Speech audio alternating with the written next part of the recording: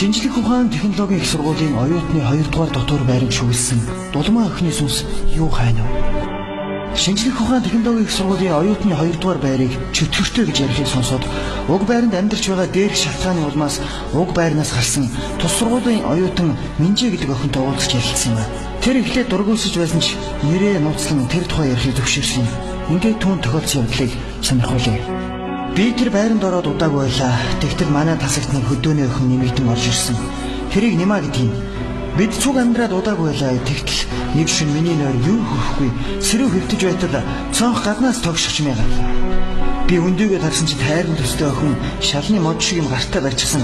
Намайг гараад ир гэж байх шиг дохоо зогсож байлаа. Би нэг их юм бодсон би порчгоор шараагаад харах хооронд нөгөө охин ч олон болчихсон. Би мэлгээ хайсан ч тэр үе чөтгөр шулуун санаанд ороогүй. Тэр өдрөөс хойш өдрийн цагт юм ажиллахдаггүй ш шүн болтохоор идэв юм үзэгдэх болсон. Тэрнээс хойш нэлээд хэд хоногийн дараа шүн дундын үед цонхны доогоор олон цэргүүд алхаад байгаа юм шиг чимээ гарч байснаа. Өрөөний хаалганы бариулыг хэн нэгэн хүн тордор хийлгэн оролдож ирсэн.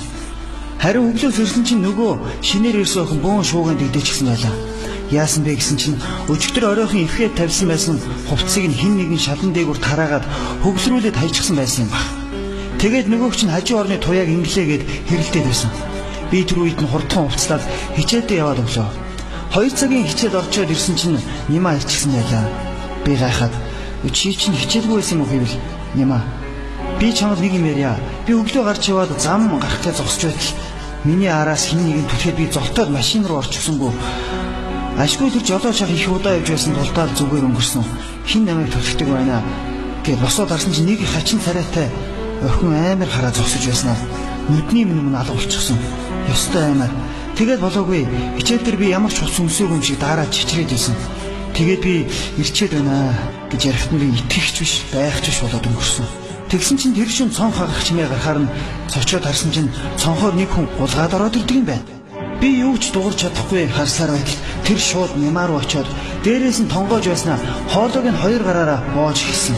Би хашгирч босоод гэрэл асаачихсан чинь алга болчихсон. Тэгээд хартал нөгөө хагарсан цонх зүг зүгээр.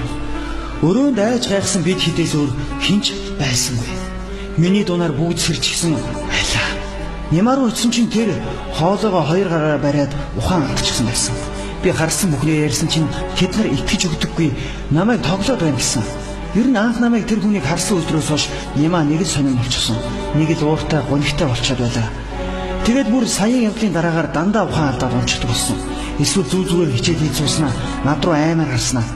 Хүү Минжээ чиний толгой дээр чинь нөгөө муухай охин чинь суучаад над руу хараад байна шүү дээ гэд байдаг болсон. Тэгээд байж хэд хоногийн дараагаар өөр хангаагаас эцэг их нэрж Нимаг эмчлүүлэн гээд аваад явсан. Одоо жилийн чөлөө авчихсан гэсэн. Хаана байгаа юм мэдэхгүй. Харин үлдсэн бид гайхаж энэ тэр юм сураглаж байгаад байрны жижигмэрийн бүгээс нэг юм сонссон л доо.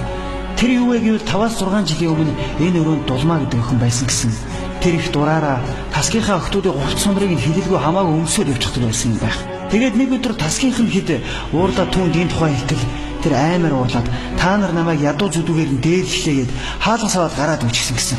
Тэгж яваад яг нөгөө Нимагийн машин дайруулах шахсан зам дээр нь хальтарч унаад машин давар орчихсон лээ хөрхий гэж ярьсан. Тэгээд тэрнээс хойш тэр өөрийнхөө байсан өрөөнд хорогдчихоод шүн болгон хүний хувцс өмсөж өрөөнд дотор алхдаг. Хувцсны эзнийг нь хорлох гээд байдаг болчихсон гэсэн. Тийм болохоор би тэндээс гараад 2 сар шихэн болж байна. Миний оронд орсон охтыг яаж байдгийг би мэдэхгүй. Тэд л айдаг баха. Ингэж үүсэн. Ингээд ирхэн сонсогчтой хүндээ хашгирaan аимшиг юм болыг хүргэж байна. Ингээд үргэлжлүүлэн оюутны байрны холбогдолтой бас нэг бос ярилга хэлье. Оюутны байранд хорогдсон Чингээ охины сүнс хүмүүсийг айлгасаар байна. Шинжлэх ухаан технологийн их сургуулийн оюутны 1-р дотор байрыг хий үзэгдэлтэй гэж тус байранд байдаг оюутнууд шивэр авирхийн ярилцдаг юм лээ. Энэ талаар тус сургуулийн 1-р дамжааны оюутан мөнхтөр ийхүү ярьсан юм а. Би 2003 оны 9 сард тест орсон. Сансар дахь салбар геодез астрономи ангид элсэн ороод сургуулийнхаа дотор байранд амьдрах болсон. Оюутны амьдралд дасч ядаж байтал саяхан нэг аимшигтай юм болоод би ёстой зовж байна. Эртэл би тасгийнхаа хүүхдүүдтэй хоолоо хийж идчихэд унтахынхаа өмнө элдв чөтгөр шулам сүнс хий үзэгдлийн тухай ярьсаар орой болгосон л да. Бид нар эд бүү халж байсан чинь миний хажуу орны сүхэй гэдэг байна. Хоёулаа доошо буугаад би засчаад ирээ. Миний шээ сүрж байсан ч жаахан залхуураа Жаахан байцсан жагаад гараа л та гэхэд сүхэ. Би дисгүнэ гэд гараад явчлаа. Тэгтэл удалгүй сүхэгийн муухай хаширхтуу коридор тарлаа. Бид жааран гарч хартал тэрний нүүрэн цав цагаан болчихсон хар хурдаараа өөдөөс гүйж ирээд тэр тэнд нэрхэн гэд гүгээд орчихсон. Тэгээд дараа нь сүхэ жаахан тайвшраад би сая жорлонд руу орж явтал жорлонгийн угаагуурт хин нэг нь аяг тавгаа угаагаад байх шиг байсан. Би гайхаад жорлонд хин аяга угаадаг юм болдоо гэж бодоод орчтол хинч байгаагүй. Тэгэхээр шээжээр буцаад гарах гэсэн чинь угаалтуурын хажууд нэг өндөр охин цаашаа гараад зогсож байсан. Тэгээд намайг хаалга хаах чимээнээр тэр эргэж харсан. Йоо, ёстой амар юм харагдсан. Тэр уулаан нүртэй нүдэн бүлтрээд гараад ирсэн юм шиг том бас хүзүүн тасархшсан харагдсан. Би хажуугаар нь яаж гарснаач мэдэхгүй нэг л мэдэд коридорт мужижсэн. Тэр миний араас "Зарма, чи хүүхдээ харахгүй юм уу? Чиний шүү дээ." гэд муухай цөөнгөцсөн хоолойгоор хашгираад байсан гэж яахад бид өмнө жүтгэрийн тухай ярьж байсан болохоор түүнийг тоглоом хийгээд байна гэж бодоод итгэлгүй шоолж инээлгээд өнгөрсөн. Тэгээд бид нар орондоо орцгоос юм. Тэгтэл жуудлагын миний шээс хүрээд болдоггүй.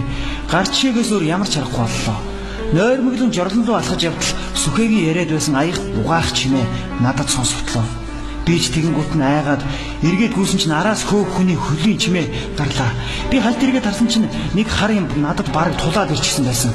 Би золтоод ухаан алдчихаагүй зүгцээр өрөөндөө ороод дотроос нь түлжээд чимээ чагнавал хаалганы цаана хүний хөлийн чимээ гарч байснаа хаалга татах шиг болсон.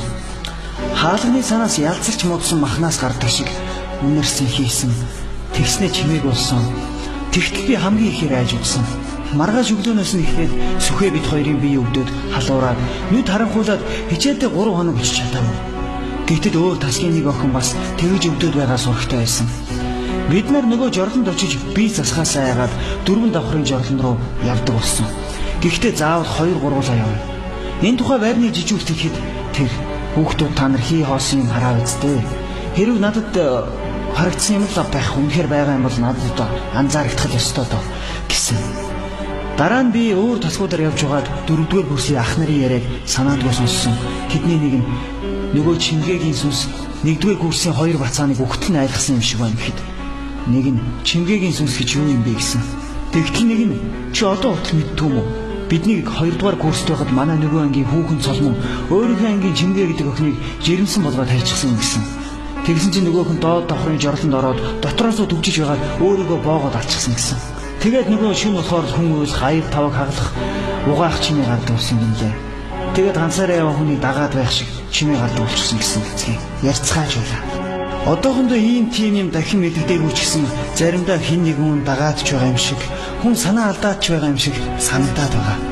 Ялангуяа коридорт их хэрэггүй харанхуй болохоор коридорын мухарт ямар нэг юм байгаад байгаа нь илт мэддэг юм аа. Ер нь их аймтаа гэдэг. Зарим нь би ярмаар гэнэ ярихгүй ч болно.